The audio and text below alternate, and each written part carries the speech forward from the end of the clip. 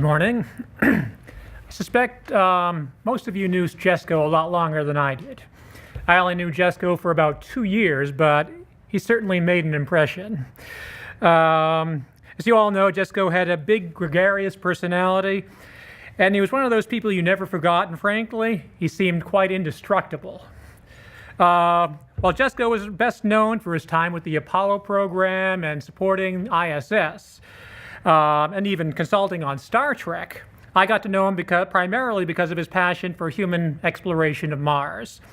He had an amazing background or understanding of all the historical Mars missions, and because of that, I invited him to participate at ISDC in Huntsville a couple of years ago as part of the continuation of the ISS and Mars program that my organization, Explore Mars, was running.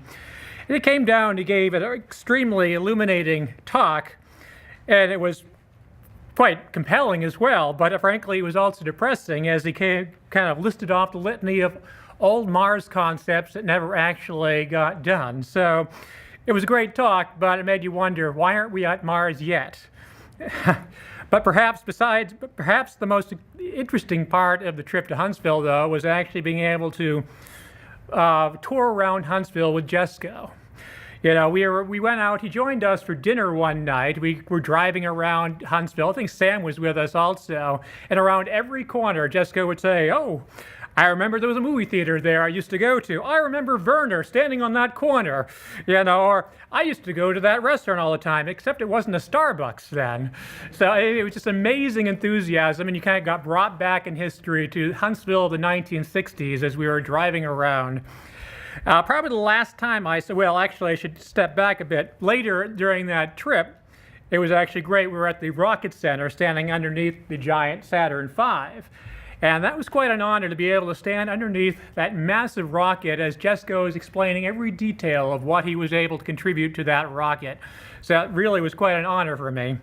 Probably the last time I saw him was in Moscow. Well, one of the last times I saw him was in Moscow last year at the Mars 500 Symposium, and he was in typical form.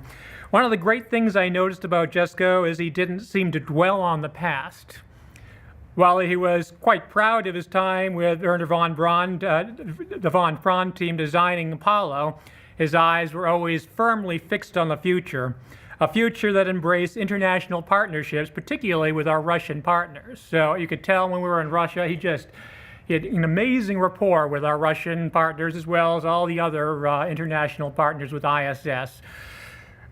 Interestingly, I was about to reach out to Jesko to have him take a key role in this Mars conference that my organization is going to be running in May. And that's just probably a day later when I was about to reach out to him, I learned of his passing. It made me think long and hard about the type of person that we had lost. Despite years of mission cancellations, budgetary and political changes, and other obstacles blocking us from following up on the accomplishments of Apollo, he still didn't waver from the goal. If we had more people like Jesko's unyielding attitude towards life, I think we'd already be at Mars. Jesko will be missed. Thank you.